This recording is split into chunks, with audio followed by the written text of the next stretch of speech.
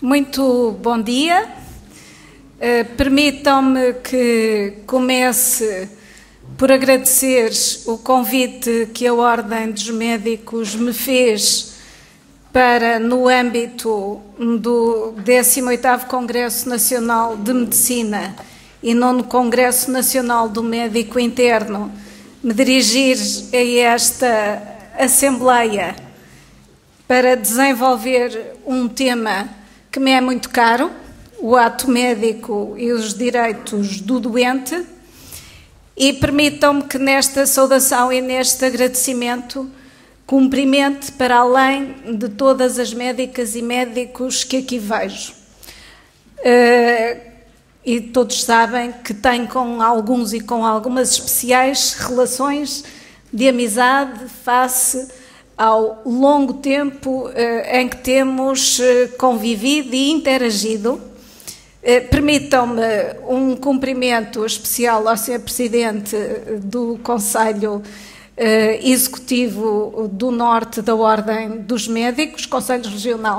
da Ordem dos Médicos, a todos os membros dos órgãos nacionais da Ordem, aos representantes de organismos similares dos países que falam português. Dá-se até coincidência de estar no mesmo hotel de alguns deles. E, portanto, também cumprimentar alguns dos ex-colaboradores que tive enquanto fui e desempenhei funções no governo do país. E também, depois desta saudação aos profissionais de saúde, sublinhar a presença da Câmara Municipal do Porto, na pessoa da senhora Vice-Presidente, professora Guilhermina Rego, que ela própria é uma pessoa que se tem dedicado ao aprofundamento dos temas da saúde. E, portanto, penso eu que estamos entre pessoas, estamos num auditório privilegiado, para, por um lado, e porventura, ouvir coisas que já ouviram muitas vezes, mas, por outro lado, olharem para elas numa perspectiva mais jurídica do que propriamente aquela que é a perspectiva sob a qual os médicos analisam os problemas. Referi também que me vou socorrer em muitas das projeções de trabalhos publicados e realizados no âmbito do direito da medicina, pelo professor André Pereira, na medida em que, como membro também que é do Conselho Nacional de Ética para as Ciências da Vida e como atual diretor do Centro de Direito da Medicina, tem aprofundado o conhecimento doutrinário sobre estas matérias e, portanto, eu vou usar até alguns dos slides que ele me proporcionou para esse efeito, porque acho que condensam alguma informação que é interessante e importante. Portanto, começando por este agradecimento inicial, eu ia passar de imediato à primeira parte do conteúdo deste lema destes dois congressos. E queria sublinhar precisamente a questão do ato médico e da inexistência de definição jurídica do conteúdo de ato médico. E se me refiro a isso, é porque, enquanto Ministra da Saúde, apresentei um decreto-lei que visava precisamente colmatar esta lacuna jurídica, e esse decreto-lei foi muito trabalhado, correspondeu a um trabalho esforçadíssimo, e posso dizê-lo porque o trabalho principal não foi meu, foi do professor Constantino Sá Clarides, que aqui está também, que era ao tempo Diretor-Geral da Saúde, e que teve realmente uma articulação muito grande com os outros profissionais de saúde, precisamente para evitar os desentendimentos e, sobretudo, os mal-entendimentos, que é uma coisa ainda mais perigosa do que os desentendimentos. E, portanto, a formulação a que se chegou foi uma formulação discreta, mas precisa, uma formulação que poderia até não ser estática, porque um diploma que visa regular este tipo de conteúdos pode ser um diploma em evolução, como deve ser todo o ordenamento jurídico, porque o objetivo principal do ordenamento jurídico não é ser servido, mas servir a organização social e, portanto, aquilo a que se chegou naquela altura satisfazia os interesses dos profissionais de saúde, era equilibrado, era preciso, foi negociado, foi objeto de intensa discussão em sede daquilo a que poderemos chamar concertação social na saúde e, portanto, tinha todas as condições para ter sido promulgado. No entanto, o Presidente da República de então decidiu, em setembro de 99, vetar este diploma, considerando como justificação que o conteúdo deste diploma era de enorme complexidade, o veto não tinha que ver com o mérito intrínseco das questões preconizadas, mas no momento em que lhe foi apresentado, suscitaram-lhe objeções decisivas. E suscitaram objeções decisivas, eu queria recordar que houve efetivamente eleições legislativas umas semanas a seguir, mas não quer dizer que um governo, antes de chegar ao seu termo, não tenha toda a competência para legislar, designadamente em questões que tinham sido objeto de concertação com os interessados. Se eu considero correto que um governo, por exemplo, não aproveite uma época pré-eleitoral para fazer autopropaganda, é uma coisa. Outra coisa é terminar processos legislativos em curso de concertação demorada e que não provocavam, na altura, nenhuma polémica, nenhum problema, precisamente porque tinha havido esse processo de concertação. Aliás, quem me conhece, já há muitos aqui me conhecem há muitos anos, sabem perfeitamente que em relação a questões que implicam audição, eu sou absolutamente escrupulosa no cumprimento da audição, que é indispensável para nós chegarmos a consensos e a entendimentos em relação àquilo que é delicado, porque é assim que poderemos todos viver bem em conjunto. Portanto, este diploma foi vetado e, ao ter sido vetado, deixa sem resposta uma pergunta, que é uma pergunta que se mantém, como é evidente, atual, e mantém-se atual, sobretudo, porque nesta época, como hoje em dia já há alguma regulamentação de práticas alternativas, mas estamos muito longe de ter os instrumentos para o controle de exercício dessas práticas e, portanto, é bom que numa época em que já está em vigor um diploma que foi aprovado mais tarde, uma lei da Assembleia da República, relativamente à qual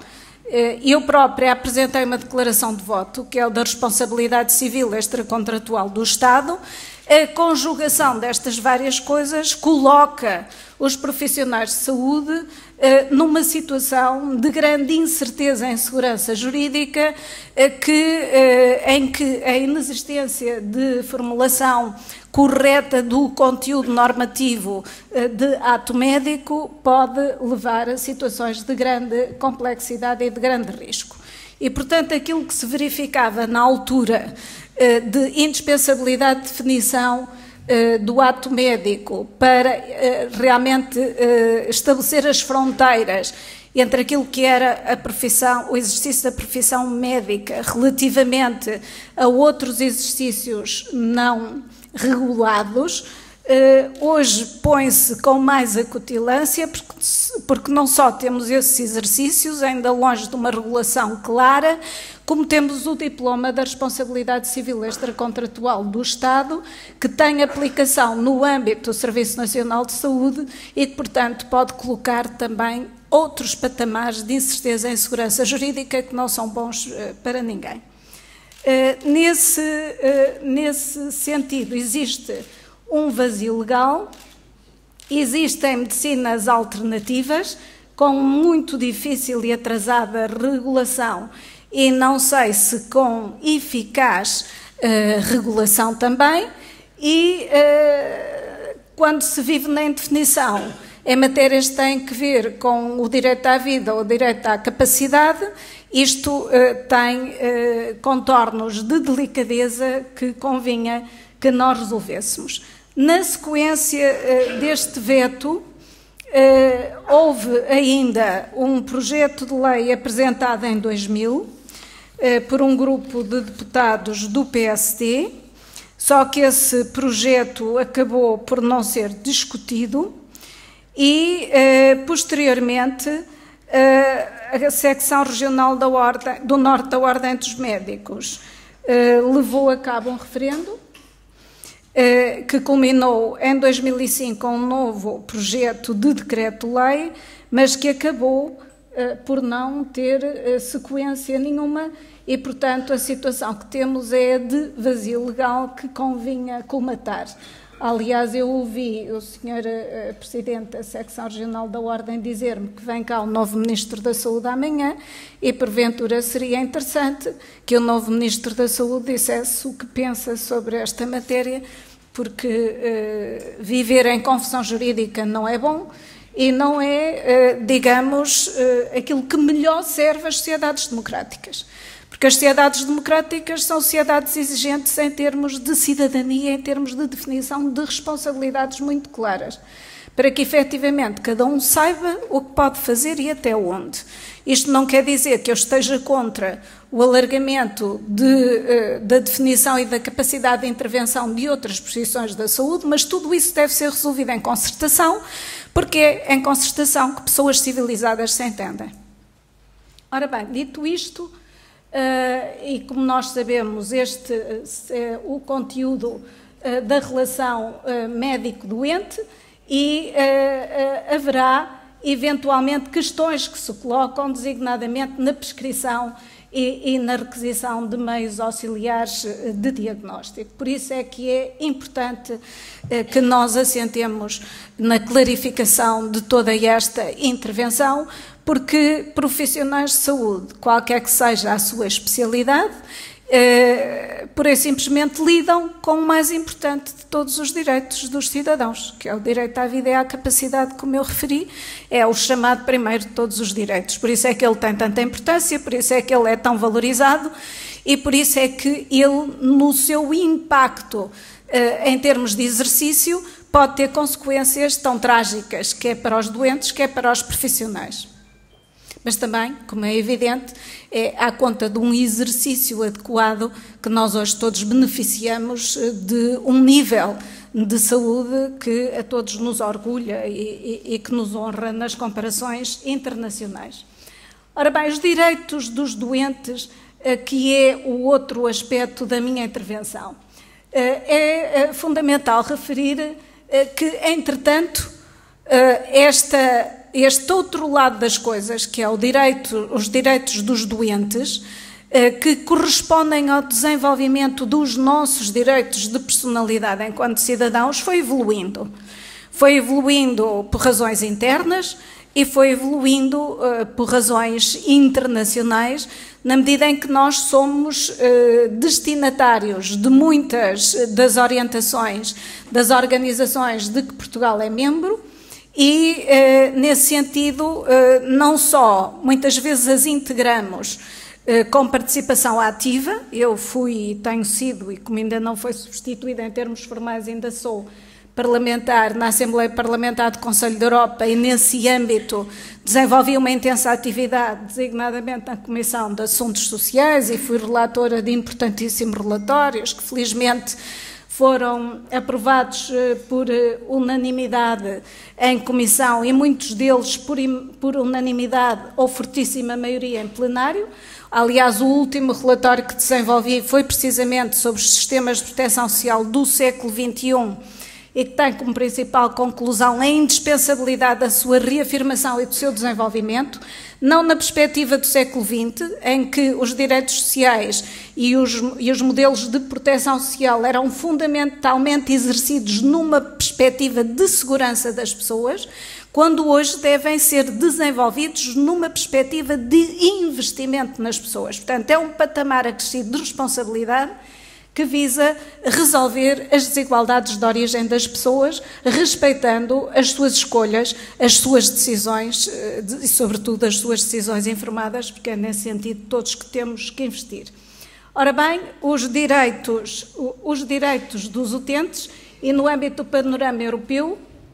podem situar-se neste triângulo: os direitos de personalidade, direitos fundamentais da pessoa nas relações de saúde. E eu queria dizer-vos que a Constituição da República Portuguesa, no seu artigo 26, define muito bem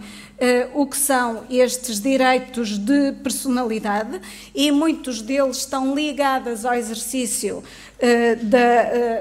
das profissões de saúde, desde a questão da dignidade, como é evidente que é o primeiro de todos eles, como a reserva da intimidade da vida privada e, portanto, a confidencialidade relativamente à informação de saúde, etc, etc, etc. Não vou desenvolver mais isto por falta de tempo.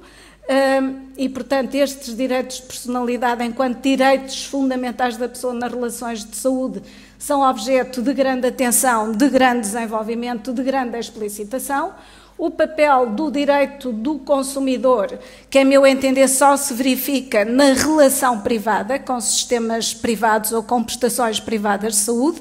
Aliás, eu critico sistematicamente o olhar-se para sistemas de proteção social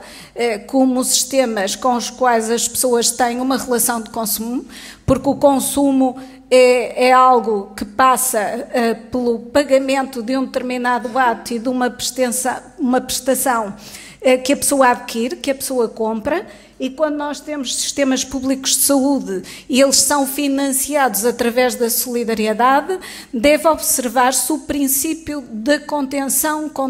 no sentido de que devemos aceder àquilo de que efetivamente necessitamos e não àquilo que nos passa pela cabeça, por sob pena disso pôr em causa a distribuição equitativa dos recursos. E, portanto, é muito claro. Depois também as garantias processuais, porque em matérias que são de delicadeza grande, não conta apenas o conteúdo, mas conta sobretudo a forma para garantir que os procedimentos são claros, são transparentes e são sobretudo adequados. Continuando, não sei se falta pilhas a este.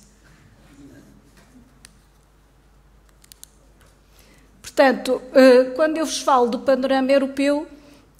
falo fundamentalmente da União Europeia, do Conselho da Europa, como já referi, e do direito comparado, que é sempre uma fonte de inspiração para quem trabalha no domínio do direito. Falando em União Europeia, sabemos que depois da aprovação do Tratado de Lisboa, a Carta dos Direitos Fundamentais da União Europeia passou a ter natureza vinculativa e, portanto, é importante a definição do direito à integridade do ser humano que está definida no artigo 3º desta Carta e em que especificamente se refere a tudo aquilo que tem que ver com as relações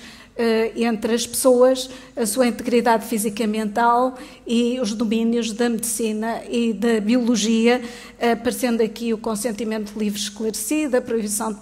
práticas eugénicas, a proibição de transformar o corpo pelas suas partes e a proibição da clonagem. Depois, o artigo 35, especificamente sobre o direito à proteção da saúde, nós sabemos que, relativamente à organização dos sistemas de saúde, o direito europeu é subsidiário, portanto, os países têm autonomia, têm poder soberano para essa organização dos sistemas, mas cada vez há mais tentativas de intromissão, umas vezes por vontade dos Estados, outra vez por vontade de quem gera os órgãos da União, por razões que muitas vezes nem sequer são muito explicitáveis, porque não têm como objetivo verdadeiro servir o exercício do direito à saúde dos cidadãos, mas servir a objetivos muito mais ligados à economia e, digamos, à capacidade de venda dos serviços, como é, na minha leitura, a diretiva de mobilidade dos pacientes a nível da União Europeia. Mas esse não é o tema hoje. Quando a Ordem dos Médicos quiser ouvir a minha opinião sobre isso, eu estou disponível para cá vir e, portanto, ficará para outra oportunidade. Ora bem,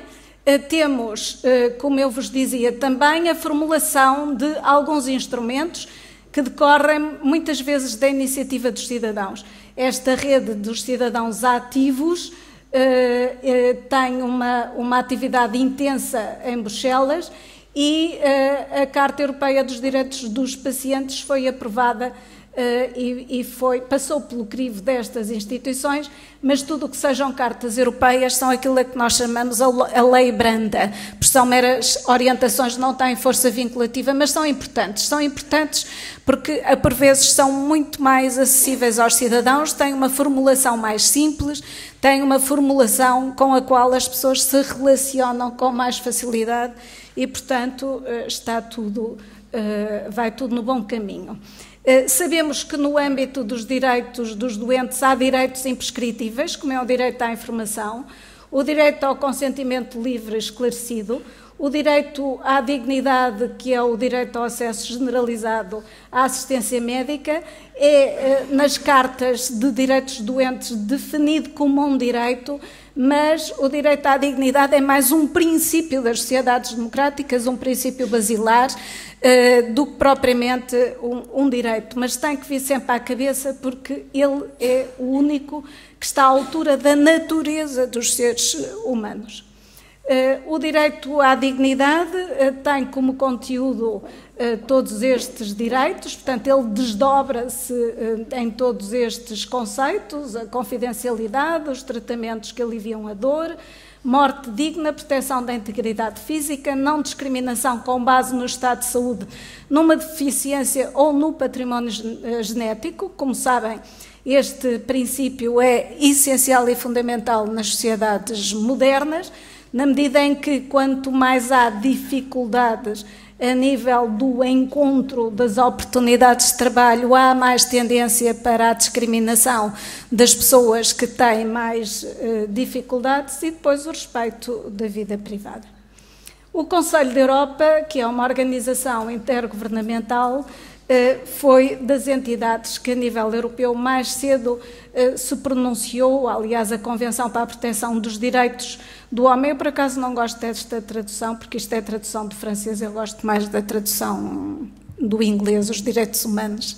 mas isso, desculpam-me, são as minhas preocupações de outra natureza. Portanto, os direitos humanos e das liberdades fundamentais, que data de 51. Todos sabemos que a Declaração Universal dos Direitos Humanos é de 48 e logo a seguir à Segunda Guerra Mundial, portanto, a Organização das Nações Unidas e depois o Conselho da Europa e a Carta, a Convenção para a Proteção dos Direitos Humanos e das Liberdades Fundamentais, convenção esta que, evidentemente, Portugal, não tendo um regime democrático à época, não podia aderir à Organização Intergovernamental Conselho da Europa, só aderiu em 1976, depois da sua Constituição Democrática. Antes disso, não tinha condições para ser aceite. O Conselho da Europa tem uma atividade intensíssima a nível do direito da medicina, através de convenções, instrumentos internacionais que, depois ratificados, incorporam o ordenamento jurídico português numa hierarquia superior à do direito nacional, resoluções da Assembleia Parlamentar, recomendações aos governos, uma vez que um dos órgãos que integra o Conselho da Europa é o Comitê de Ministros, e estudos vários que são conduzidos por comitês de peritos integrados normalmente por pessoas indicadas pelos governos ou convidadas diretamente pelo Conselho da Europa, e que produzem um trabalho de enorme qualidade. Depois, o Tribunal Europeu dos Direitos Humanos. Esta questão é muito importante porque este é o único tribunal que existe a nível da Europa e que tem competência no domínio dos direitos humanos. Como sabem, a União Europeia resolveu criar a sua própria Agência dos Direitos Humanos, Foi uma enorme controvérsia com o Conselho da Europa. A chanceler Merkel foi mesmo ao Conselho da Europa, à Assembleia Parlamentar, garantir que o Tribunal Europeu dos Direitos Humanos se mantinha no Conselho da Europa para evitar uma tentativa de sugação, chamemos-lhe assim, da União Europeia relativamente a todas as outras organizações, quando o Conselho da Europa é essencial para promover a democracia, para promover o Estado de Direito e o respeito pelos direitos humanos, sobretudo nos países que vêm da antiga União Soviética e que, portanto, necessitam de um caminho progressivo e que tem que ser de grande insistência no sentido de adotarem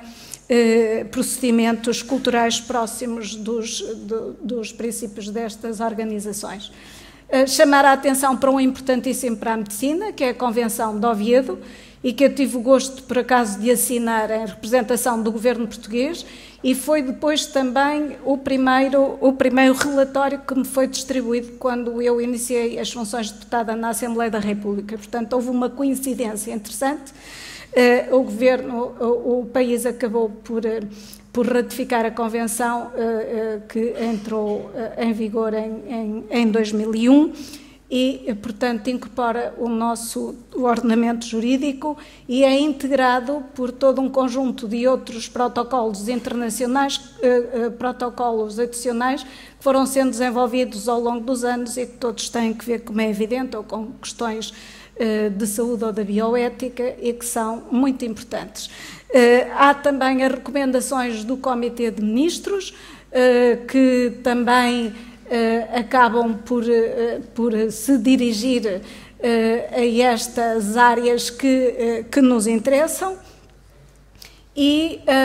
recomendações da Assembleia Parlamentar, que eram aquelas de que eu vos referia, que decorrem já dos relatórios que são elaborados no âmbito da Assembleia Parlamentar, que é integrada por deputados eleitos em cada um dos parlamentos nacionais e que tem realmente uma capacidade de produção, designadamente em domínios que nos interessam, que convém sempre consultar, porque são relatórios bem feitos, porque os serviços de assessoria da Assembleia Parlamentar são muito bons e a discussão política que depois se faz no âmbito das comissões de especialidade é muito enriquecedora. O Tribunal Europeu dos Direitos Humanos também tem, e já proferiu, decisões relativamente a matérias que interessam à saúde e à nossa intervenção, e que tem estes temas, estes conteúdos, e que, portanto, devem ser olhadas com atenção, estudadas por quem de direito, e também referir algo que muitas vezes é preocupante, que é a prudência da doutrina, porque estas matérias são matérias muito delicadas e em que, por vezes, é preciso ter um olhar prudencial relativamente a elas e que muitas vezes não é respeitada a nível da decisão judicial. Portanto, e porquê? Há aqui uma descoincidência. Enquanto a doutrina é formulada por pessoas que conhecem bem as coisas, são os tais peritos, os juízes têm que se pronunciar sobre isto como sobre muitas outras coisas e por vezes não têm uma visão global e integrada que lhes permita uma decisão que vá no sentido adequado deste tipo de matérias. A Organização Mundial de Saúde, em 94, também se pronunciou sobre a declaração, também emitiu uma declaração sobre a promoção dos direitos dos pacientes na Europa e desde os anos 90 todos estes países produziram legislação sobre esta matéria e vemos aqui Portugal, na altura também era eu a Ministra da Saúde, que emitiu uma Carta dos Direitos que eu acrescentei os deveres porque eu gosto muito de chamar a atenção para a responsabilidade das pessoas. Nós não somos apenas receptores das coisas, não exercemos apenas direitos. Enquanto cidadãos livres, esclarecidos, informados, também temos que atuar com um nível de responsabilidade que nos permita sustentar os sistemas de proteção social. Eles são tão importantes, tão importantes, tão importantes, que nós não podemos permitir que, por causa do desvario de alguns, seja posto em causa o interesse coletivo. E é por isso que eu faço sempre apelo a estas coisas. Claro que há uma diferença entre uma lei e uma carta, porque a lei é direito positivo e, portanto, pode ser judicialmente exigido o seu cumprimento e oferece certeza jurídica e cria confiança. Uma carta é uma soft law, mas é uma mera recomendação. No entanto, em meu entender, e num país marcadamente com níveis de iliteracia muito grandes no domínio da saúde, uma carta é mais acessível às pessoas e, portanto, é de mais fácil transmissão. As vantagens da lei são estas, como fica claro do que eu há pouco referi. Os aspectos comuns a estas leis são todos aqueles que nós já conhecemos, como os mais importantes e os mais correntes: o direito à informação, consentir, a recusar tratamento, representação dos menores e das pessoas com capacidade diminuída. E, como sabem, este aspecto é muito importante, sobretudo quando, nas situações em que se verifica a colisão entre opções religiosas e o exercício de direito à saúde de menores ou de pessoas com capacidade diminuída. O conteúdo da documentação clínica que pode ser solicitada, o direito de acesso ao processo clínico e o direito ao sigilo médico. Em algumas destas leis também existe a previsão das declarações antecipadas de vontade e procurador de cuidados de saúde. Também existem, por vezes, provedor do paciente, direito a apresentar queixas, direito à mediação, direito à informação epidemiológica e direito a uma indenização independentemente da culpa em alguns casos. E isto é o direito à responsabilidade civil extracontratual. A Assembleia da República produziu recentemente esta lei também, que explicita direitos e deveres dos utentes de serviços de saúde para além desta Carta de 97, mas em situações específicas, designadamente nos serviços de urgência, no acesso às listas de espera, para que as pessoas optem por uma circulação mais esclarecida no sistema de saúde. Esta Carta de 97 foi sendo, entretanto, atualizada e a última formulação compreende os 12 direitos iniciais e os 6 deveres, que eu vou passar rapidamente: a dignidade, o respeito pelas convenções, cuidados apropriados, cuidados continuados, direito à informação, direito a ser informado sobre a situação de saúde, segunda opinião, dar ou recusar consentimento, confidencialidade, acesso ao processo clínico, privacidade, direito a apresentar sugestões e recomendações. Portanto, há aqui aspectos muito importantes, como seja o direito ao respeito pelas convicções culturais, filosóficas e religiosas, o receber os cuidados apropriados ao estado de saúde e ser informado acerca dos serviços, competências e níveis de cuidados, a questão das listas de espera, que decorre de leis que, entretanto, foram aprovadas, e o direito a obter uma segunda opinião, que por vezes não é bem visto, porque é considerado um melindre, uma falta de confiança no médico, portanto, a desconfiança do doente no seu médico. No entanto, estes direitos têm que ser olhados com muita objetividade e olhados até na perspectiva do profissional de saúde como algo que até o protege e que até o defende no seu exercício profissional. Depois, o dar ou recusar o seu consentimento tem que ver com a explicitação do princípio da autonomia, que é um dos princípios da ética médica e que visa atingir uma formulação clássica das relações em sede da saúde, de um paternalismo médico que conflitua hoje em dia com a autonomia, o direito à autodeterminação do doente. E, portanto, a questão de todos estes princípios deverem ser vistos e analisados numa perspectiva integrada e não numa perspectiva de exclusão, para garantir que uma atividade que realmente tem que ver com o primeiro de todos os direitos, seja exercida no respeito pelos direitos fundamentais. Claro que dar ou recusar o seu consentimento, dever dos médicos em solicitar consentimento, a indispensabilidade do consentimento informado, livre e esclarecido, que hoje é imposto designadamente pela Convenção de Oviedo, são princípios que, entretanto, têm feito o seu caminho, que demoraram muito tempo a fazer o seu caminho, mas que hoje são muito mais aceitos do que eram em tempos passados. De qualquer das formas, sublinhar que o consentimento implícito existe em alguns aspectos, em algumas situações, e deve existir, designadamente nas situações de emergência, ou mesmo de urgência, quando não é possível aceder à vontade do paciente, mas tudo isto deve ser aplicado com bom senso e numa relação que se pretende de confiança na qualidade dos profissionais de saúde. Claro que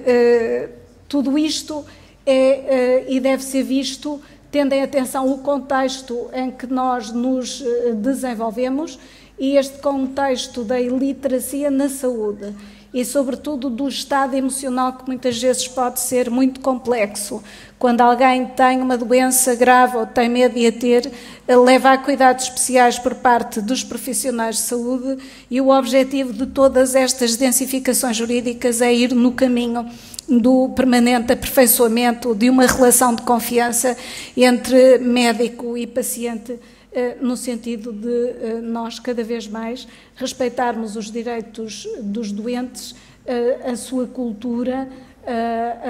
digamos, tudo aquilo que é o preenchimento das condições de exercício dos direitos fundamentais, até porque muitas vezes os profissionais de saúde também estão do outro lado, também são pessoas doentes e sabem bem, têm a noção da sensibilidade de muitos dos aspectos que nós estamos aqui a referir. A questão da confidencialidade e as cautelas de que nós nos devemos rodear, designadamente com a progressiva informatização, os níveis de acesso que as passwords devem garantir, tendo em atenção a especial sensibilidade da informação de saúde, e a questão do acesso ao processo clínico, que é também algo que é muito importante, porque há grande controvérsia, muitas vezes, sobre se este acesso deve ser intermediado ou não deve ser intermediado, para garantir que o doente tem acesso àquilo de que precisa e daquilo que é adequado ao nível de conhecimento que ele deve ter, porque nós sabemos que as pessoas são todas diferentes, umas querem ter acesso a toda a informação, outras não querem. Umas podem ter acesso a toda a informação, outras não podem, por causa do impacto que isso pode ter, mas por isso mesmo a importância da confiança na relação médico-doente e na capacidade do médico para também saber interpretar aquilo que é melhor e mais adequado a cada doente. Depois a questão do direito a apresentar sugestões e reclamações, com o objetivo de fomentar uma cultura de diálogo e de avaliação do que mudou, do que vai mudar e do que deve mudar. Ao fim e ao cabo, todo este aprofundamento dos direitos dos doentes tem um conteúdo, tem um objetivo principal, que é o do aprofundamento da democracia sanitária, como se chama em França, é um conceito da doutrina francesa e que, aliás, foi muito impulsionado por um médico, Bernard Kouchner, que foi também, por acaso, meu colega no Conselho de Ministros Europeus e com o qual eu tive algum relacionamento. Ele era também presidente de uma organização internacional e esta necessidade de reforçar a informação, de aceder ao processo clínico direta ou não diretamente. A mediação de terceiros, que é o tal acesso indireto, são opções jurídicas e legislativas que cada país deve tomar em função daquilo que melhor serve cada país e cada cultura. É muito arriscado nós transpormos, por vezes, diretamente legislações nacionais. Não estou a falar daqueles documentos europeus ou documentos internacionais, porque eles normalmente são formulados com a vaguidão adequada e com uma formulação que permite ajustamentos. Agora, a legislação nacional é completamente diferente, a mentalidade, a cultura média das pessoas num país nórdico ou em países do sul da Europa. Portanto, esse cuidado que o legislador deve ter de não se limitar a transpor aquilo que funciona bem numa determinada cultura para outra, em que a formulação pode não se ajustar aos interesses e aos anseios da sociedade. A democracia sanitária é um conceito que conduz à igualdade na relação de cuidados de saúde. Ao fim e ao cabo, é a explicitação do equilíbrio que os princípios da ética médica já pretendem construir. E, portanto, é um exercício que é um exercício partilhado, um exercício em que o médico respeita o doente, tem atenção à sua opinião, tem atenção àquilo que o doente verdadeiramente pretende e não quer impor-lhe a sua opinião por ser mais estruturada, mais forte pelos conhecimentos que tem, mas que é uma decisão construída em conjunto. Claro que poderão dizer-me, pois isso é muito bonito, mas quando nos impõem tempos médios de consulta muito pequenos, isso é absolutamente impraticável, mas aí já é a relação da Ordem dos Médicos com os governantes da saúde. E, portanto, a Ordem dos Médicos é que tem que dizer que há um ordenamento jurídico que está e que tem respaldo constitucional, que tem que ser respeitado e que, portanto, os objetivos de eficiência e de eficácia são muito importantes num sistema de saúde por causa do volume de recursos públicos que é solicitado à solidariedade coletiva, mas, para além disso, é indispensável garantir a moralidade e a justiça. Portanto, na economia não interessa apenas a eficácia e a eficiência, a própria economia, como instrumento ao serviço da pessoa humana, tem que ela própria pautar-se por esses critérios e por esses princípios e, portanto, deve ser respeitada nesse sentido. A França tem feito um caminho muito interessante neste domínio e, portanto, nós temos caminhos para o futuro que são caminhos que surgem como absolutamente evidentes. Um deles é o do reforço dos direitos básicos, do acesso ao processo clínico e o direito à informação. Dizer-vos neste contexto que eu própria apresentei na Assembleia da República um projeto de lei que, aliás, quando apresentei, deu origem a uma grande comoção na Assembleia da República. O Sr. Professor Rui Nunes, como Presidente da Associação Portuguesa de Bioética, conhece muito bem este processo. Porquê? Porque, enquanto Presidente da Associação Portuguesa de Bioética, apresentou uma proposta de lei à Comissão de Saúde, que na altura era presidida por mim. E essa proposta de lei era no sentido de se legislar sobre o testamento vital, as diretivas antecipadas de vontade, para permitir realmente que o nosso ordenamento jurídico fosse ao encontro destes novos caminhos de futuro que passam pelo respeito da opinião das pessoas, não apenas quando podem manifestá-la porque estão conscientes, mas sobretudo quando não podem manifestá-las porque estão inconscientes. E, aliás, isto é importantíssimo para os médicos, eles próprios têm muitas vezes dificuldades de tomar decisão. Vou já acabar, Sr. Bastonário, tem toda a razão. Só dizer-vos que todos estes conteúdos relativos aos direitos dos doentes estavam vertidos nesse diploma inicial e depois a formulação que veio a ser adotada, porque toda a gente achava que os direitos dos pacientes não precisavam de mais explanação, acabou por ser aprovado apenas o testamento vital, mas, digamos, foi também a primeira vez em que a sociedade civil se juntou aos legisladores no sentido de os instar a aprofundarem os direitos de personalidade no domínio das relações de saúde. A questão da dimensão coletiva dos direitos dos pacientes não interessa apenas a eles próprios, mas à sociedade em geral, e um caminho que se tem vindo a aprofundar da defesa dos direitos dos pacientes. Sr. Bastonário falou em boa hora, muito obrigada pela vossa atenção. Terminei.